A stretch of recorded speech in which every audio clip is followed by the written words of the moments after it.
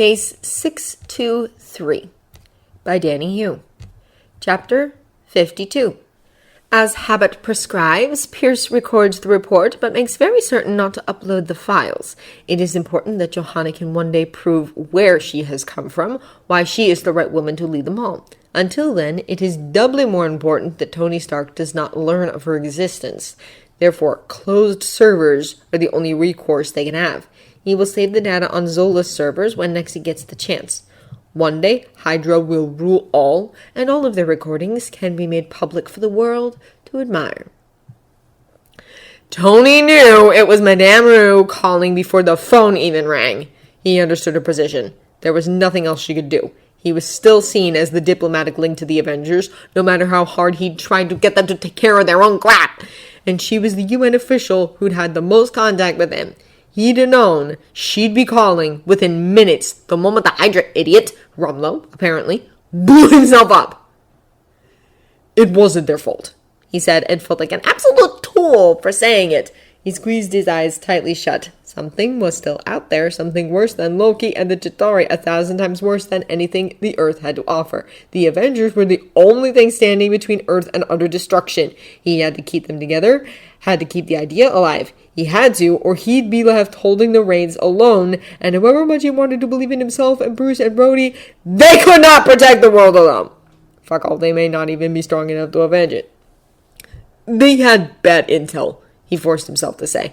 I'll look into it, patch up their software. This won't happen. Mr. Stark, Madame Rue said, and she didn't sound apologetic at all. Tony found that stranger than he was willing to admit. Politicians always knew exactly the right ways to project apology and sympathy all at once. Yet here was the sympathy, but neither an apology nor the demand for one, and Tony had absolutely no clue what to do with it. We know that they made no effort to follow the rules already in place. We know they didn't even attempt to cooperate with local authorities. The Accords will be moved up, and I cannot stop them. I need you to sign, and to instruct the rest to do so as well. I cannot say what will happen if you don't. You may not know what will happen, Tony said. I have a pretty good idea, though, I promise you. Thaddeus Ross has planned for this and all other contingencies. This has got to work, or we'll all be privates and lab rats in the U.S. Army within the week. You do your part, Madame Rue said. I will try to do mine. Until the Accords are signed and ratified, though, you are under the command of your own country. Remember that.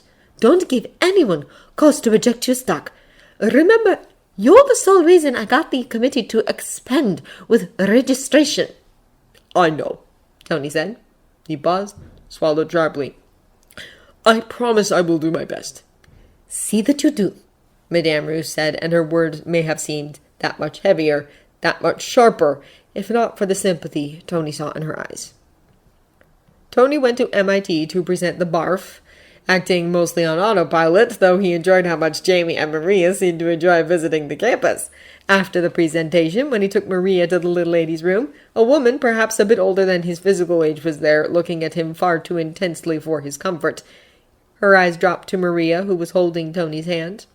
A wrench of pain overcame the woman's face before she turned around and walked away without saying a word. And did you see what that one girl wanted to build? Jamie asked, eyes sparkling and hands dancing with enthusiasm as they walked from the landing patch to the penthouse. Despite the situation with the Avengers, the Accords, that whole shitstorm, Tony couldn't stop grinning. Seeing his kids enjoy themselves so much, how could he? It was incredible! I can't wait to... All three of them stopped short, falling silent when they realized someone was already ready for them, standing at parade rest in the kitchen. It wasn't Bruce either, because Bruce was still up in Massachusetts, living it up with the students, since he didn't have 6-year-old bedtimes to contend with. Sir, Jocasta said from the earpiece Tony was nearly always wearing these days, I tried to warn you, but you asked me to mute when Miss Maria was referencing Mr. Richardson's inventions an hour and a half ago. Tony grimaced in response, but pushed on into the kitchen, a hand on the shoulder of each of his kids. Mr. Secretary, he greeted. Ross turned around and swept his stony eyes over each of them. It might just be Tony's paranoia speaking, but he couldn't help but feel as though that cold gaze rested a touch too long on Maria. Dr. Stork, he finally returned. Go wash up, brush your teeth, and get into your pajamas. Tony told the kids. Find our book. I'll be there in 15 minutes. Both kids, although they looked more than a bit uncertain, nodded and scurried off. Tony straightened back up and met Ross's eyes. I'm guessing this is about Nigeria, he said. He was pretty sure being Secretary of State didn't give Ross permission to enter private property uninvited, but it was more efficient not to mention it. He knew Jocasta would have recorded the incident and added it to the already expansive Ross file. It was more useful there than being dragged into the light prematurely. Ross raised an eyebrow. Tony shrugged. I wasn't there, he said. If anyone told you otherwise, they've clearly got their intel wrong. So what do you want? He turned around and went to the fridge, pulling out a bottle of water. He looked over his shoulder at Ross. Do you want anything? He asked.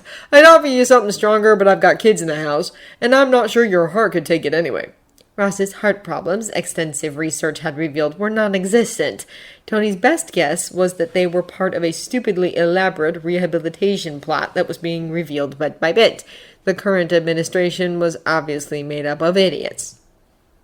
The Avengers acted on their own, Ross said, on foreign soil, illegally, without informing the local authorities, and they caused yet another disaster. Tony kind of wanted to roll his eyes and tell the asshole to tell him something he didn't know already. I realized that, he said. As I told you, I wasn't there. You bankrolled the operation, though, Ross said, and Tony Bebeco winced. He should have patched that up sooner, as soon as he realized the constant risks going on and how it might eventually explode in all their faces.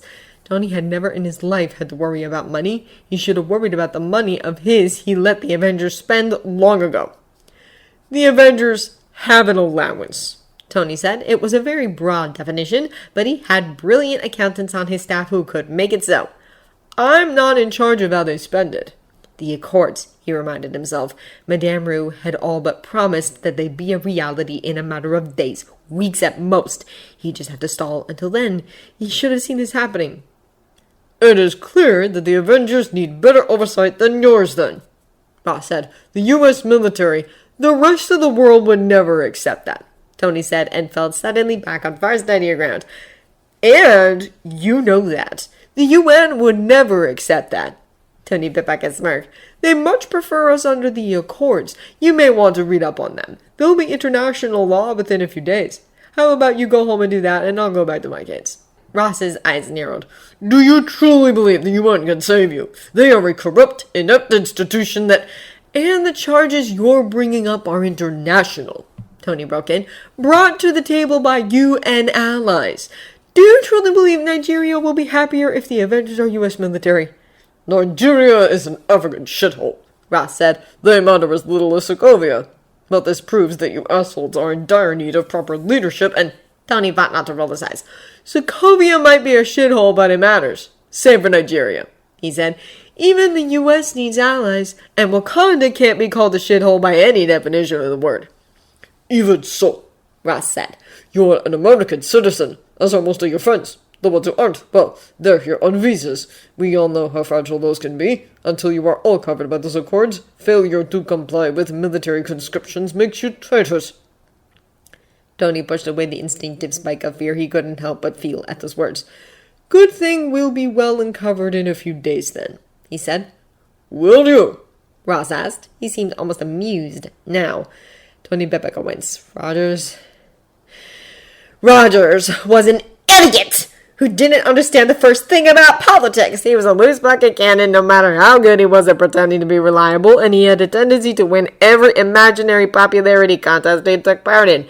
Could Tony really count on Rogers to back his play here? And if Rogers didn't, who else would turn their backs? Everyone who did not sign would be stuck in Ross's jurisdiction for him to conscript or imprison or do whatever the fuck they wanted with at will, including kill at set orders or something of that caliber, considering how objectively dangerous they all were. Tony couldn't count on that not happening. Still, he pushed the fears back and pulled a smirk onto his face. We will, he said. I'll go to the compound tomorrow, explain the situation to them, and get it all taken care of. Ross cocked an eyebrow and said absolutely nothing for long moments. Then, I think I'll come with you. Tony in a grimace. That made things 1,000 times harder. How was he supposed to convince anyone of anything with Ross hovering over his shoulder? He might not be able to, he realized, and that would end in utter disaster. Anyone who didn't sign remained under Ross's jurisdiction, and there to be fuck all Tony could do for them. Still, he'd have to figure it out. He had to. Sounds like a plan, he gritted out. The guest rooms are 10 floors down if you feel like borrowing one. I have to go to get my kids. Try to prepare them, Tony told Rhodey a few hours later, staring at the video of his best friend. This could screw everything up. I'll do my best, Rhodey said, sighing. But Tony, you know them. They will balk at anything Ross tells them. They don't trust the government. They don't trust the international community. Heck, they barely trust us. We have to try Sugar Plum. I may not like most of them, but I don't want Ross to get his grubby paws on them. Rhodey let out another sigh. Maybe if they can't see the merits of the Accords, regardless of who presents them, they aren't the right people for the job. His dark eyes were sympathetic when they rested on Tony's. We all know Rogers isn't an ideal leader. Maybe none of them are right for this job. Maybe we should recruit. Start over. Tony swallowed down a strange mix of bitter anger and odd misplaced fondness. These people, regardless of everything, meant something to him. They were part of the dream of what the Avengers should be. Sure, that dream could survive without them, but Tony, regardless of anger and betrayal, he'd prefer it did not have to. Let's not think about that yet, he said at last. Rhodey rolled his eyes. All right, he said. Sure, I'll talk to them. I can't promise they'll listen.